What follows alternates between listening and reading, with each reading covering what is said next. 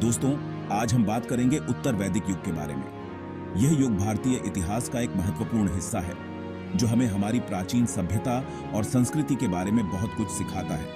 यह लगभग 1000 ईसा पूर्व से 600 ईसा पूर्व तक चला, मतलब वैदिक सभ्यता का दूसरा पार्ट था। इस समय में समाज और संस्कृति में कई महत्वपूर्ण बदलाव हुए। यह ऋग्वेद के बाद का टाइम था। ऋग्वेद के बाद यजुर्वेद, सामवेद और अथर्ववेद जैसे महत्वपूर्ण ग्रंथ लिखे गए जो हमें उस समय की धार्मिक और सामाजिक धारणाओं के बारे में बताते हैं। इस टाइम में यजुर्वेद, सामवेद, अथर्ववेद और ब्राह्मण ग्रंथ लिखे गए। इन ग्रंथों में यज्ञ और कर्मकांड का विशेष महत्व था जो उस समय की धार्मिक गतिविधियों का मुख्य हिस्सा थे। लोहे का यूज, खेती का डेवलपमेंट और सिटीज का बनना, ये सब इसी युग में हुआ। लोहे के औजारों ने खेती को और भी प्रभावी बना दिया, जिससे समाज में स्थायित्व आया और शहरों का विकास हुआ। सामाजिक और धार्मिक चीजों में भी बहुत बदलाव आए। जाति व्यवस्था का उदय हुआ और समाज में विभिन्न वर्गों का निर्माण हुआ। धार्मिक दृष्टिकोण से यज्ञ और कर्मकांड का महत्व बढ़ गया। पहले प्रकृति की पूजा होती थी, लेकिन अब कर्मकांड और यज्ञ इंपॉर्टेंट हो गए।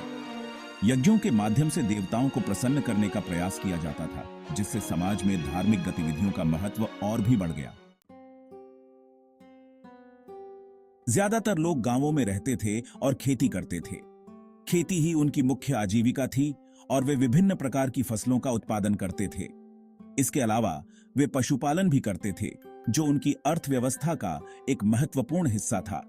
गाय को धन माना जाता था, गायों को पवित्र माना जाता था और वे धार्मिक अनुष्ठानों में भी महत्वपूर्ण भूमिका निभाती थीं। गायों की देखभाल और सुरक्षा समाज की प्राथमिकता होती थी। परिवार में पिता सबसे बड़ा होता था और सब एक साथ रहते थे। परिवार का हर सदस्य अपने अपने कर्तव्यों का पालन करता था और एक दूसरे की मदद करता था। इस प्रकार परिवार एक मजबूत सामाजिक इकाई के रूप में कार्य करता था। गांव सबसे छोटी इकाई थी और उसका मुखिया ग्रामणी होता था। ग्रामणी का काम गांव के लोगों की समस्याओं को सुनना और उनका समाधान करना होता था। वह गांव के प्रशासन और न्याय व्यवस्था का भी प्रमुख होता था। गांव के सभी बड़े लोग मिलकर ग्राम सभा बनाते थे और फैसले लेते थे। ग्राम सभा में सभी महत्वपूर्ण मुद्दों पर चर्चा होती थी और सामूहिक निर्णय लिए जाते थे। यह प्राचीन समाज की लोकतांत्रिक व्यवस्था का एक उदाहरण था। लेकिन धीरे धीरे कुछ बुरी चीजें भी होने लगी। कर्मकांड और यज्ञ बहुत ज्यादा इंपॉर्टेंट हो गए, जिससे ये सब बहुत महंगे हो गए। इससे पुरोहित लोग बहुत पावरफुल हो गए और अंधविश्वास फैलने लगा। फिर आया महाजनपदों का समय, एकदम नया युग। 6ठी शताब्दी ईसा पूर्व में छोटे छोटे राज्यों को मिलाकर 16 बड़े बड़े महाजनपद बन गए। इनमें से कुछ फेमस थे मगध, कौशल, वत्स और अवंती। यह बहुत बड़ा चेंज था जिसने भारत के इतिहास को नई दिशा दी। शहर बसने लगे और व्यापार बढ़ने लगा। महाजनपद काल में समाज में महत्वपूर्ण बदलाव आए।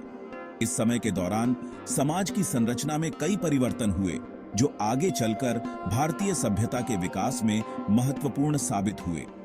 वर्ण व्यवस्था और भी कठिन हो गई और जाति व्यवस्था शुरू हो गई। यह व्यवस्था समाज को विभिन्न वर्गों में विभाजित करती थी, जिससे सामाजिक गतिशीलता पर असर पड़ा।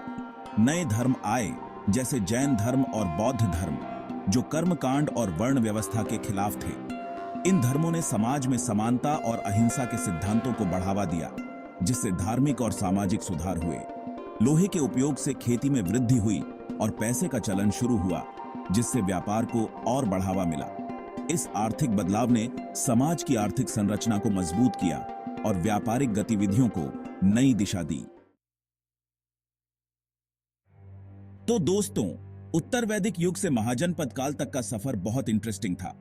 बहुत तरक्की हुई, लेकिन कुछ नई मुश्किलें भी आईं, जैसे अमीर गरीब का अंतर और धर्म में बुराइयां। इन सब बदलावों ने प्राचीन भारत को बनाया और आगे के समय की नींव रखी।